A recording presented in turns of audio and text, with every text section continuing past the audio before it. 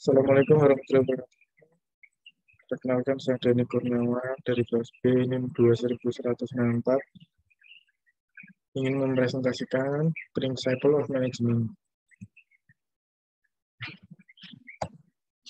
Satu, prinsip manajemen. Manajemen dirancang untuk memenuhi ruang lingkup dan persyaratan urusan kursus manajemen. Manajemen adalah disiplin, bisnis analis, dan kursus manajemen dalam mencakup banyak bidang. Manajemen seperti manajemen sumber daya manusia dan manajemen strategis serta bidang perilaku seperti motivasi. Bab 1. Mengelola dan melakukan. 1.1. Apa yang dilakukan manajer? Apa yang dilakukan manajer untuk membantu organisasi mencapai kinerja puncak? Manajer melakukan berbagai fungsi dalam organisasi, tetapi di antara salah satu fungsi terpenting yang mereka lakukan adalah berkomunikasi dengan bawahan langsung untuk membantu organisasi mereka mencapai dan melampaui tujuan. 1.2. Peran yang dimainkan manajer. Apa yang dilakukan manajer untuk mencapai kinerja puncak? Manajer melakukan berbagai peran dalam organisasi, tetapi di antara salah satu fungsi terpenting yang mereka lakukan adalah berkomunikasi dengan bawahan langsung untuk membantu organisasi mereka mencapai dan melampaui tujuan.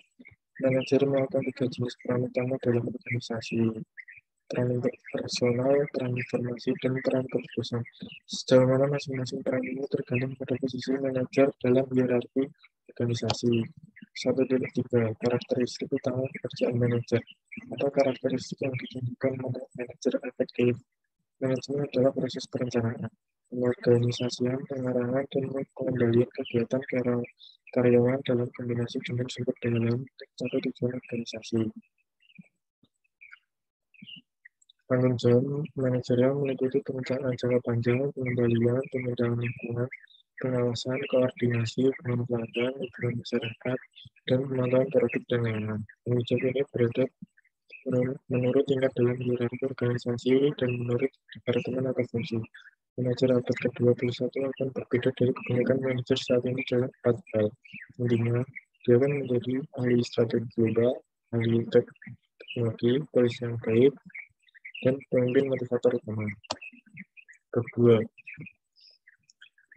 pengambilan keputusan manajerial. 2.1.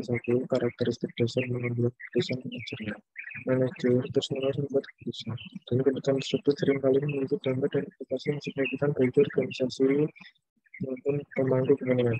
Pengambilan keputusan manajerial seringkali dicirikan oleh kompleksitas, informasi yang tidak lengkap, dan batasan waktu. Dan jarang ada saat jawabannya. Kadang-kadang ada beberapa pilihan baik atau beberapa pilihan buruk. Dan manajer harus mencoba menuliskan mana yang akan menghasilkan hasil paling positif atau hasil negatif paling sedikit. Manajer harus mempertimbangkan kemungkinan konsekuensi dari setiap keputusan dan menyadari bahwa seringkali ada banyak faktor kepentingan dengan kebutuhan dan referensi yang paling bermanfaat. Terkadang memiliki implikasi etis dan ini harus dipertimbangkan sebelum mencapai keputusan akhir. 2.2. Bagaimana otak memproses informasi untuk membuat keputusan. Sistem reflektif dan reaktif. Otak memproses informasi untuk membuat keputusan menggunakan salah satu dari dua sistem. Sistem logis, rasional, atau reflektif, atau sistem cepat dan reaktif. Sistem reflektif lebih baik untuk menyelesaikan yang signifikan dan penting.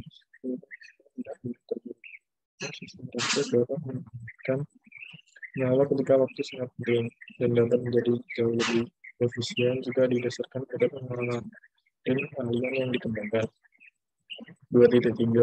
Perbedaan keputusan terprogram dan tidak terprogram. Keputusan terprogram adalah sedangkan keputusan tidak terprogram adalah keputusan baru yang dibangun berdasarkan untuk mencapai solusi. Manajer dapat menetapkan aturan dan pedoman untuk keputusan terprogram berdasarkan fakta yang diketahui, yang menginginkan mereka mencapai keputusan dengan cepat.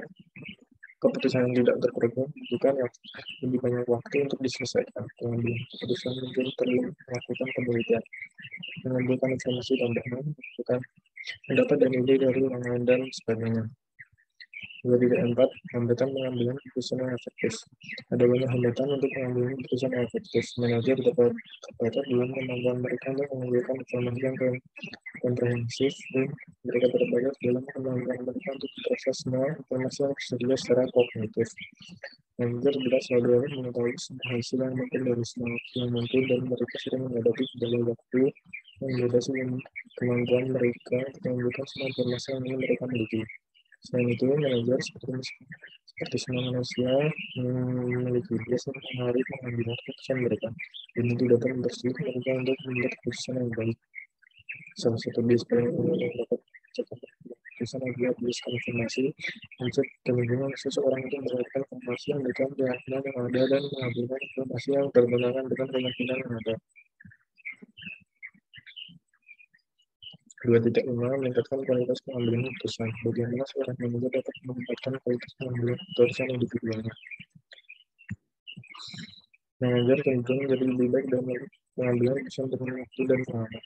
Membantu mereka membangun heuristik dan satisficing juga bisa menjadi keputusan untuk program dengan cepat. Untuk keputusan tidak terprogram, seorang manajer akan meningkatkan kualitas pengambilan keputusannya dengan memanfaatkan berbagai teknik lainnya. Manajer juga harus hati-hati untuk tidak melewatkan proses pengambilan keputusan, melibatkan orang lain dalam proses berbagai titik, dan menjadi kreatif dalam menghasilkan alternatif. Mereka juga harus terlibat dalam pengambilan keputusan berbasis bukti, melakukan penelitian dengan pengumpulan data dan informasi yang menjadi dasar keputusan. 2.6 Pengambilan keputusan berkelompok. Apa keuntungan dan kerugian dari pengambilan keputusan berkelompok? Kelompok dapat membuat keputusan yang baik daripada individu karena anggota kelompok dapat menemukan lebih banyak pengetahuan dan keragaman perspektif. Grup akan cenderung menghasilkan lebih banyak waktu juga yang dapat menghasilkan solusi yang lebih baik. Selain itu, melibatkan orang dalam keputusan akan sikap mereka tentang keputusan yang dibuat. Namun, kelompok terkadang gagal menghasilkan nilai tambah dalam proses pengambilan keputusan sebagai akibat dari pemikiran kelompok, konflik atau penekanan perbedaan pendapat. Bab 3. Sejarah manajemen. Salah manajemen.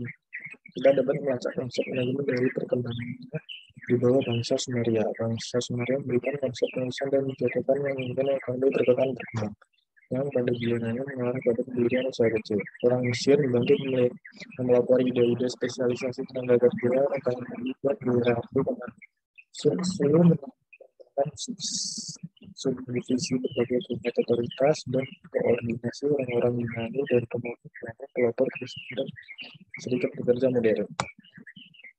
3.2 Renaissance Italia. Meditasi perang salib yang dan berbagai pengetahuan baru baik dari masyarakat muslim maupun Cina.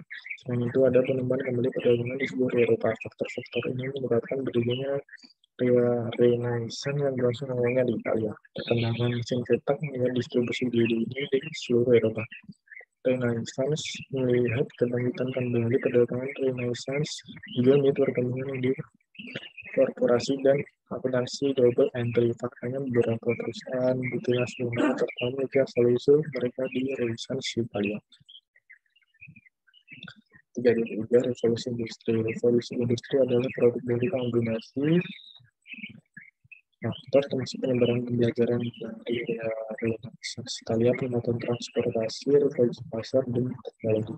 Selain itu, sarjana seperti Adam Smith memberikan dengan spesialisasi dan koordinasi dalam sebuah perusahaan. Kemudian itu mengetahui pergeseran ekonomi dan kebutuhan akan manajer. 3.4 Manajemen menggunakan Taylor. Bagaimana Frederick Winslow Taylor mengaruhi manajemen dan bagaimana sisi manajemen mengaruhi teori manajemen saat ini. Taylor adalah orang yang menambahkan metode yang ke dalam manajemen. Dia membangun patterns manajemen comparison study waktu, kemudian mengembangkan bagian terkenalnya yang memungkinkan para manajer membaca apa yang telah dilakukan versus yang harusnya dilakukan. Frank dan William itu melakukan studi tidak manajemen waktu Taylor.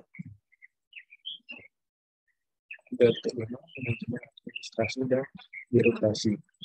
Bagaimana manajemen administrasi dan birokrasi menetapkan melengkapi manajemen ini yang menjadi file dan Excel membuat kontribusi penting untuk perkembangan Saya berfokus pada manajer puncak dan behavior berfokus pada manajer. Teori administrasi file adalah pernyataan umum pertama tentang teori manajemen yang akan perlunya tindakan kolektif dan visi dari puncak. Luber mengembangkan gagasan bahwa organisasi harus diformalkan dan legalistik dalam operasi mereka. Jika tidak ada gerakan lingkungan sosial, bagaimana akan mau memahami manajemen dan bagaimana membuat gerakan sosial menjadi manajemen. Autonomi mencatatkan motivator dan staf mengangkat lembaga dan kerja. Benar-benar berdasarkan tentang zona ketidakpedulian, telah mengembangkan cara untuk menyelesaikan konflik tanpa mengetahui kompromi atau dominasi.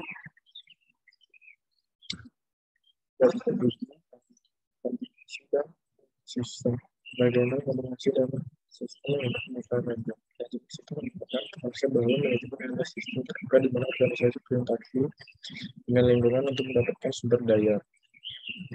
Karena organisasi membutuhkan sumber daya dari lingkungan untuk membatasi apa yang dapat dilakukan manajer, sekolah yang dimensi, menjelaskan bahwa tidak ada hukum yang universal dalam manajemen karena berbagai variabel yang mempengaruhi lingkungan. Manajemen model didasarkan pada teori. Demikian presentasi dari kami. Mohon maaf bila ada salah.